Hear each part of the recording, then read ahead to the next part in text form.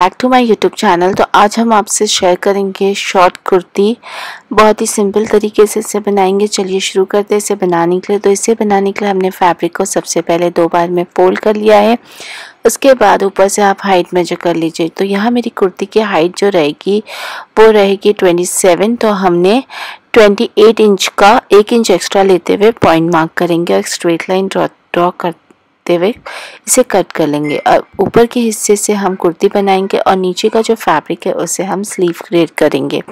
अब हम यहाँ शोल्डर मेजर करेंगे। तो फोल्डर साइड से हम अपना शोल्डर मेजर करेंगे 6 इंच। वहाँ से नीचे की ओर हम अपना आर्म होल्स मेजर करेंगे 6 इंच। दोनों ही पॉइंट्स को मार्क करते हुए एक स्ट्रेट लाइन ड्रॉ कर लेंगे। फिर जहाँ आपका आर्म होल्स एंड होता है वहीं हम अपना चेस्ट राउंड मेजर करेंगे।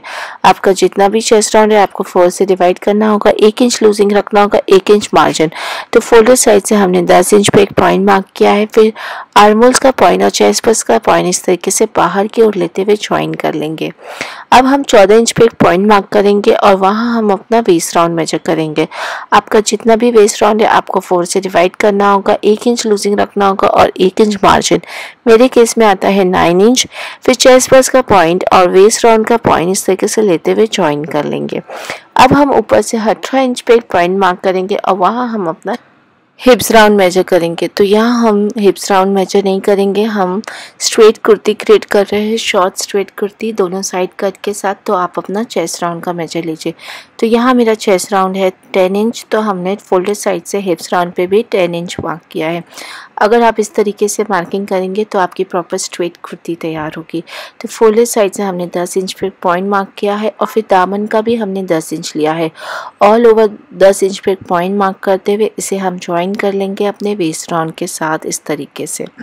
और अब हम यहाँ बैक आर्म होल बनाएंगे, जिसके लिए 1 इंच का पॉइंट हमने बाहर की ओर मार्क किया है। हल्का सा कर्व शेप देते हुए इसे ज्वाइन कर लेंगे। ये मेरा बैक आर्म होल है। फ्रंट आर्म होल के लिए हमने अंदर की तरफ 0.75 इंच पे एक पॉइंट मार्क किया है। फिर ऊपर से एक स्ट्रेट लाइन देते हुए इसे ज्वाइन कर लेंगे एंड अगेन बाहर की ओर हमने 1 इंच का एक पॉइंट मार्क करेंगे और हल्का सा कर्व शेप देते हुए इसे ज्वाइन कर लेंगे।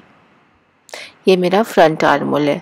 1/2 इंच का पॉइंट हम अपने आर्म होल्स पे मेजर करेंगे और इस तरीके से स्लांट वे में मार्किंग दे देंगे। ये मेरा शोल्डर स्लोप है और इन सारी मार्किंग एरिया को कट कर लेना होगा। कटिंग करते समय आप ध्यान दीजिए, आपको सिर्फ बैक आर्म होल कट करना होगा।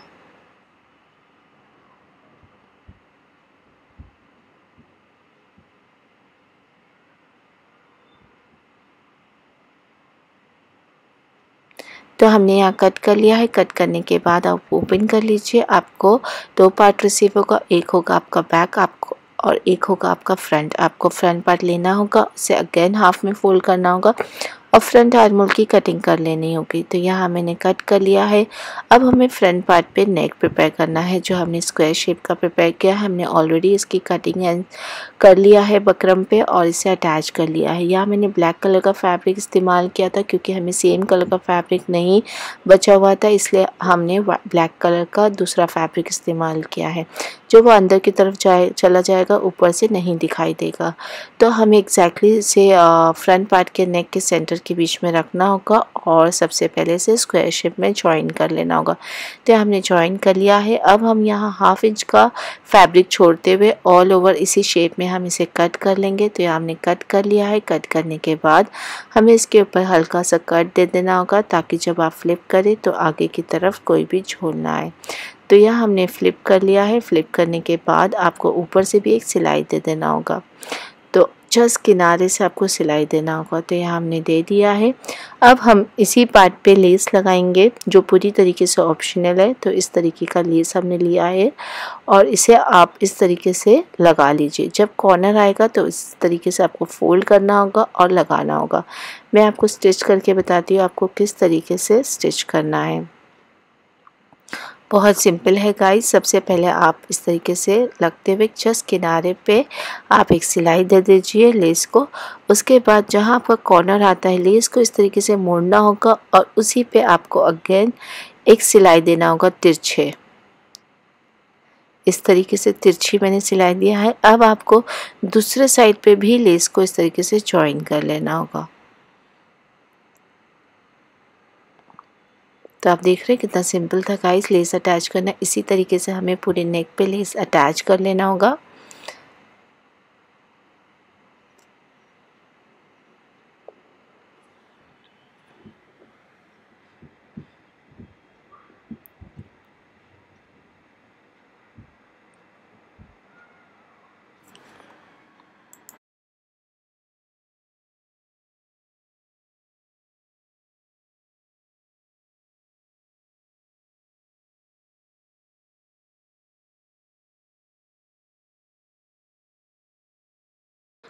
तो आप देख रहे हैं मैंने लेस अटैच कर लिया है फ्रंट पार्ट पे। अब हमें बैक पार्ट लेना होगा और उसे अगेन हाफ में फोल्ड करना होगा और बैक पार्ट की नेक की कटिंग करना होगा, जिसकी लंबाई हमने 3 इंच रखा है और चौड़ाई भी 3 इंच, और हल्का सा कर्व शेप दे देंगे क्योंकि बैक पार्ट का जो शेप रहेगा नेक का वो मेरा राउंड शेप रहेगा।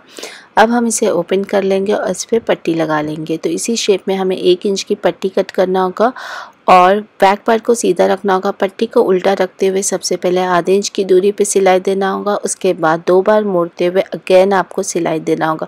तो आप देख रहे हैं मैंने बैक पार्ट के नेक पे फिनिशिंग दे दिया है, पट्टी को लगा लिया है। अब हमें बैक पार्ट को सीधा रखना होगा और फ्रंट पार्ट को उसके ऊपर उल्टा रखते हुए शोल्डर ज्वाइन कर लेना होगा। तो हमने शोल्डर ज्वाइन कर लिया है।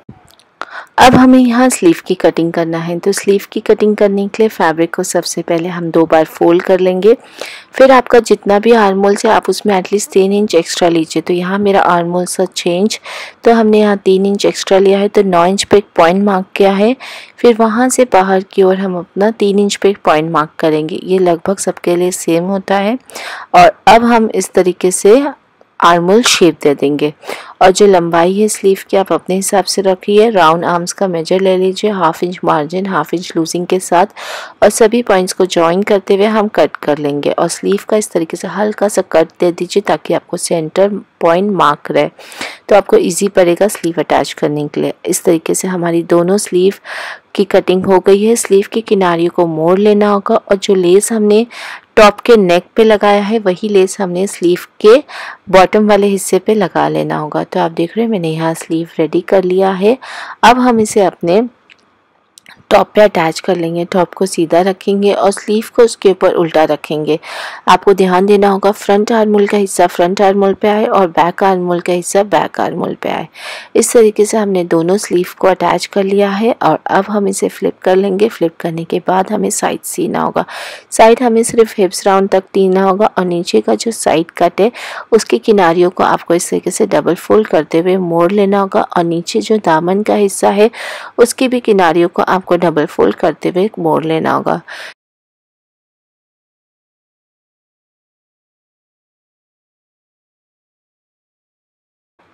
और जो लेस हमने ऊपर लगाया है नेक एरिया पे वही लेस हमें दामन के हिस्से पे भी लगा लेना होगा। तो आप देख रहे हैं हमने यहाँ साइड सी लिया है और नीचे जो साइड कट है उसकी किनारे को मोड़ लिया है। नीचे दामन के हिस्से पे हमने लेस भी लगा लिया है। इस तरीके से मेरी ये प्रिटी सी क्यूट सी शॉर्ट कुर्ती रेडी है।